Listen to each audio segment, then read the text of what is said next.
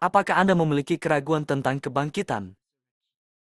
Hari Rabu yang diberkati untuk kita semua. Inilah refleksi kita hari ini.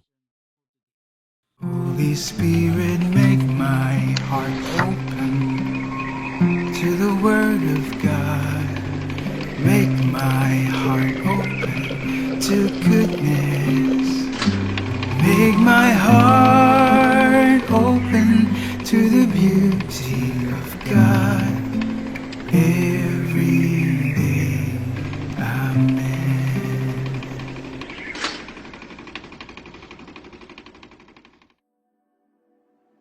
Santo Ireneus lahir sekitar tahun 120 di Asia Kecil, dan kemudian menjadi uskup di Lyon, Prancis.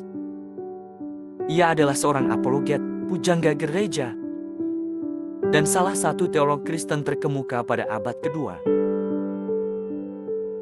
Ia lahir dari orang tua Yunani, dan pernah mengenal Santo Polikarpus, salah satu penghubung terakhir yang masih hidup dengan para rasul. Ireneus menjadi misionaris di wilayah Galia Selatan dan berperan sebagai pendamai di antara gereja-gereja di Asia Kecil yang sedang diganggu oleh berbagai ajaran sesat. Pada tahun 177, Ireneus menggantikan Santo Plotinus yang wafat sebagai martir dan menjadi uskup lain. Ia melayani pada masa ketika ajaran Gnostik mengancam kemurnian iman Kristen. Kaum Gnostik percaya bahwa materi adalah sesuatu yang jahat. Mereka menyangkal bahwa Kristus sungguh-sungguh mengambil kodrat manusia dan bangkit secara fisik dari kematian.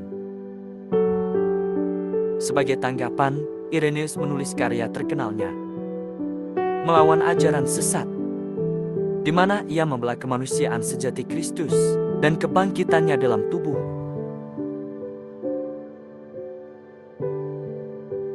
Ireneus memandang kebangkitan bukan sekadar tindakan kuasa Allah, melainkan pembenaran Allah secara terbuka atas identitas ilahi Yesus.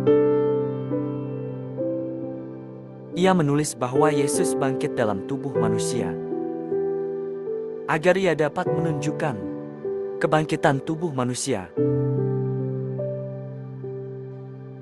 Sebagaimana Adam membawa kematian, Kristus melalui ketaatannya, wafatnya, dan kebangkitannya membalikan kutukan dosa dan membawa kehidupan. Dipercaya bahwa Santo Ireneus meninggal dunia pada dekade terakhir abad kedua. Pada tahun 2022, Paus Pope Francis menetapkannya sebagai pujangga gereja.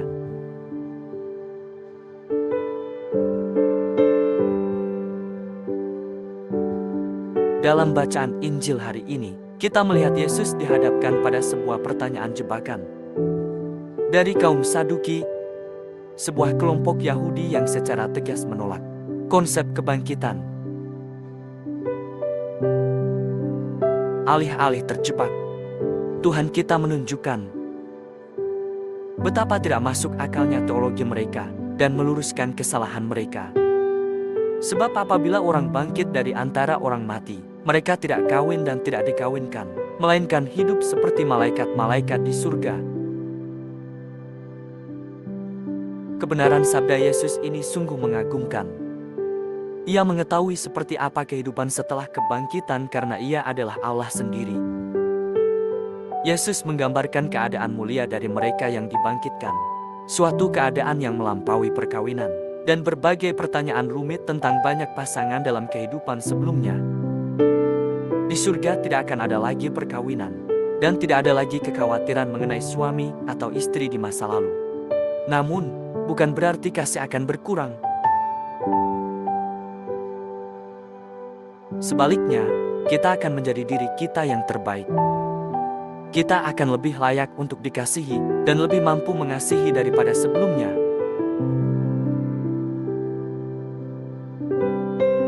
Logika yang digunakan Yesus seharusnya jelas bagi kita. Tidak mungkin Allah menyatakan dirinya sebagai Allah dari orang-orang yang sudah tidak ada lagi. Karena Allah berkata, "Akulah Allah Abraham, Allah Ishak, dan Allah Yakub." mereka pasti hidup. Dan jika demikian, maka kebangkitan adalah suatu kenyataan. Perkataan Yesus sangat meyakinkan bagi para pendengar Yahudi saat itu. Ia bukanlah Allah orang mati, melainkan Allah orang hidup. Kamu sungguh keliru. Jika Allah adalah Allah orang hidup, dan karena Allah mengatakan itu, jauh setelah para leluhur itu meninggal, Allah masih menyebut dirinya sebagai Allah mereka, maka mereka pasti hidup dan kebangkitan pasti akan terjadi. Yang terpenting, di surga tidak akan ada lagi kematian. Tujuan awal perkawinan adalah untuk memenuhi bumi dengan kehidupan. Setelah kejatuhan Adam, tujuan itu tetap berlanjut, agar umat manusia terus bertahan hidup. Namun di surga, mereka yang dibangkitkan dengan tubuh yang tak dapat binasa akan hidup untuk selama-lamanya. Kita tidak lagi perlu melahirkan keturunan untuk menggantikan kita, karena kita akan hidup kekal. Tubuh kita, seperti yang dikatakan Santo Paulus dalam 1 Korintus bab 15, ayat 42, akan dibangkitkan dalam kemuliaan dan tidak dapat binasa. Seluruh pribadi manusia akan mengalami hidup kekal, dan identitas pribadi kita akan tetap dipertahankan untuk selamanya. Abraham akan tetap memiliki segala sesuatu yang menjadikannya Abraham. Isa akan tetap memiliki segala sesuatu yang menjadi ciri dirinya. Yakub akan tetap memiliki segala sesuatu yang menjadikannya Israel milik Allah.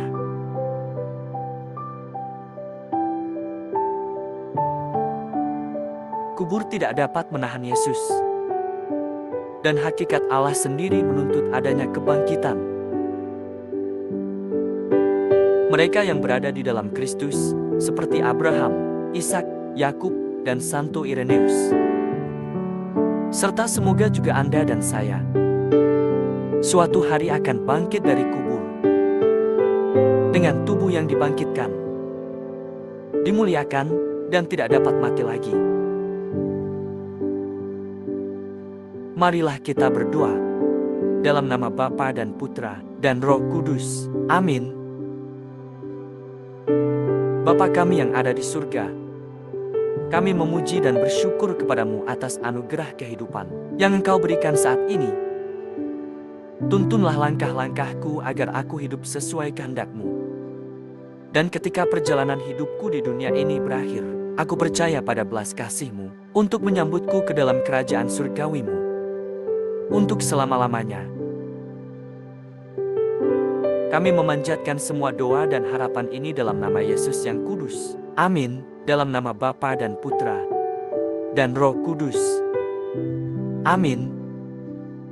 Tuhan memberkati keluarga Anda, saudara-saudari. Tuhan memberkati Couples for Christ dan Gereja Katolik kita.